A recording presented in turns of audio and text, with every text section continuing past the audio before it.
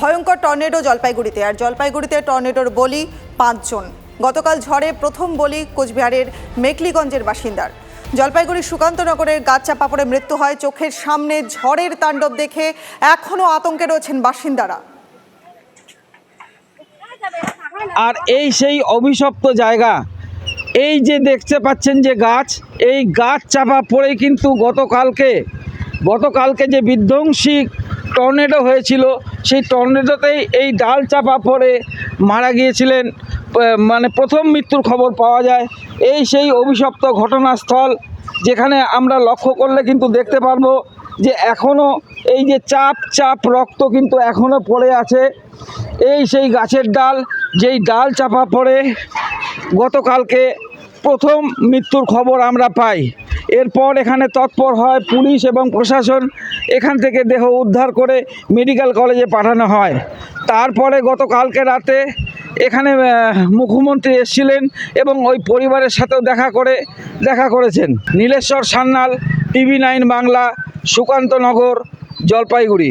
আওয়াজ যখন দুম করে হাওয়া আসে, তখন গাছপালা বাড়িঘর তখন মানে চাপা পড়ে আমরা ছিলাম ভিতরের মধ্যে।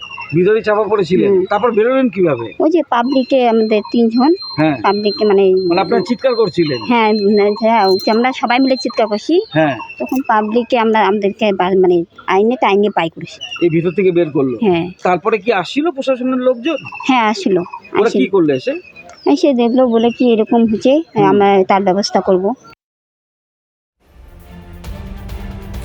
উত্তরবঙ্গে আরও ঝড় বৃষ্টির পূর্বাভাস। আজ কাল উত্তরের 5 জেলায় বৃষ্টির সম্ভাবনা রয়েছে। আমার প্রতিনিধি কমলেশ রয়েছে আমাদের সঙ্গে। কমলেশ, আবহাওয়ার কি পূর্বাভাস আছে জানাও।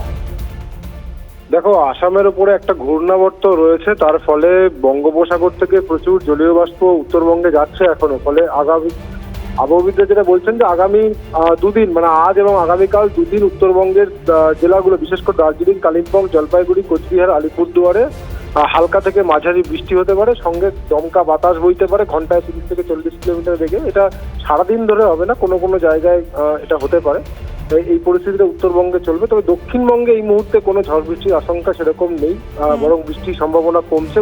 দক্ষিণবঙ্গে গরম বাড়ছে। গতকালই বাঁকুড়ার তাপমাত্রা 40 ডিগ্রি ছুঁয়ে ফেলেছে। আরো বিভিন্ন জায়গা, বিশেষ করে পশ্চিমাঞ্চলের জেলাগুলোতে তাপমাত্রা আরো বাড়বে, 40 ডিগ্রি পৌঁছে যেতে পারে তাপমাত্রা। ধন্যবাদ কমলেশ।